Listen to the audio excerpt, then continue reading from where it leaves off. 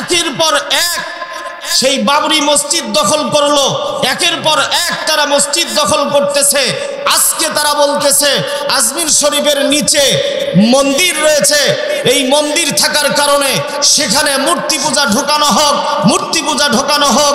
ভারতের জমিনে তারা ষড়যন্ত্র করতেছে, শুধু ভারতের জমিনে না, ভারতের জমিন থেকে বাংলাদেশ নিয়ে ষড়যন্ত্র করতেছে, বাংলাদেশকে মাটির সঙ্গে মিশিয়ে দেওয়ার ষড়যন্ত্র করতেছে, বাংলাদেশকে ভারতের একটা অঙ্গরাজ্য বানানোর পাইতারা এবং ষড়যন্ত্র করতেছে। তাদের সঙ্গে সায় দিতেছে আমার বাংলাদেশের একজন কুখ্যাত সন্ত্রাসী বঙ্গবন্ধুর কন্যা শেখ হাসিনা। কথা বলেন ঠিক কিনা? জোরে বলতে হবে ঠিক কিনা? মুসলমান আজকে ঘুমিয়ে থাকার কারণে নাস্তিকরা আমাদের কাদের ওপরে চেপে বসেছে। কথা বলেন ঠিক কিনা? আজকের টাটকা খবর একটা দেখলাম, দেখেন কিভাবে ষড়যন্ত্র করতেছে, আর তারপরেও আমরা আজও ঘুমিয়ে আছি।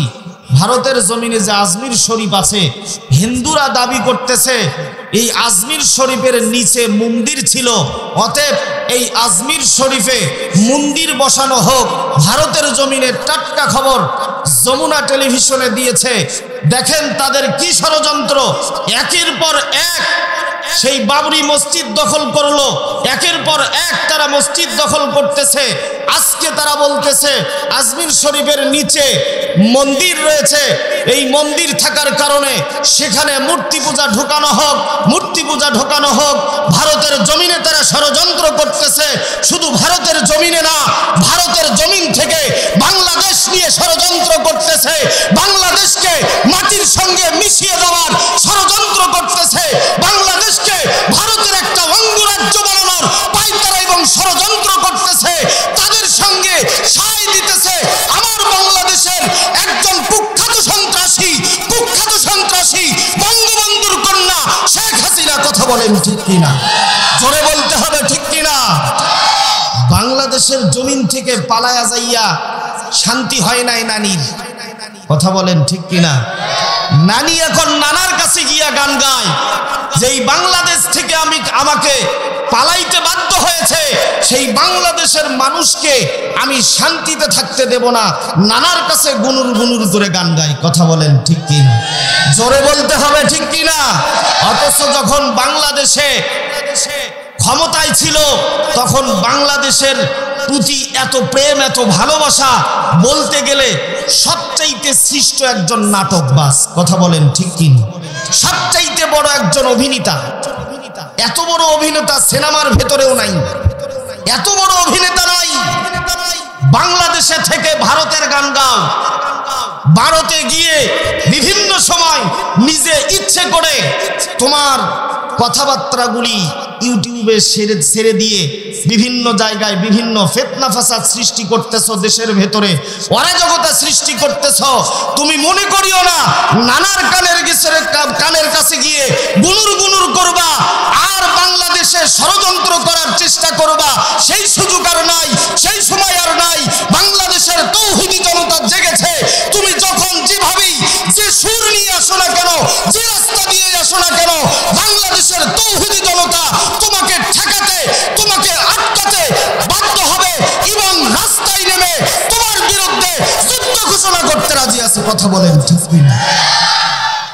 এই রেহাই কত ধরনের রূপ ধরলো, হিসাব নাই।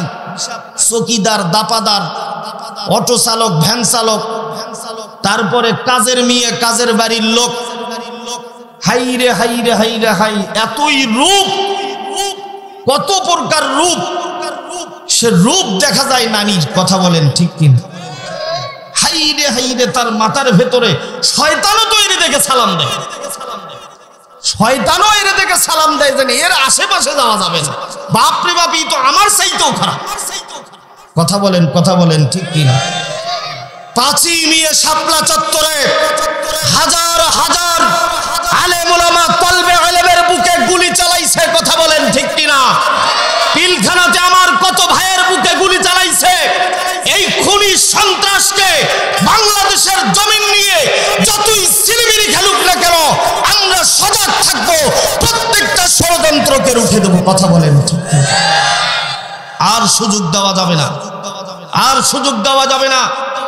দুঃখের সঙ্গে বলতে হচ্ছে, যেই দেশের ভেতরে 95-96% মুসলমান, সেই মুসলমানের দেশে গুটি কয়েক এই ইসকনের সদস্য আমার মুসলমান ভাই অ্যাডভোকেট সাইফুল ইসলাম ভাইকে প্রকাশ্য দিবালোকে কুপিয়ে কুপিয়ে হত্যা করেছে।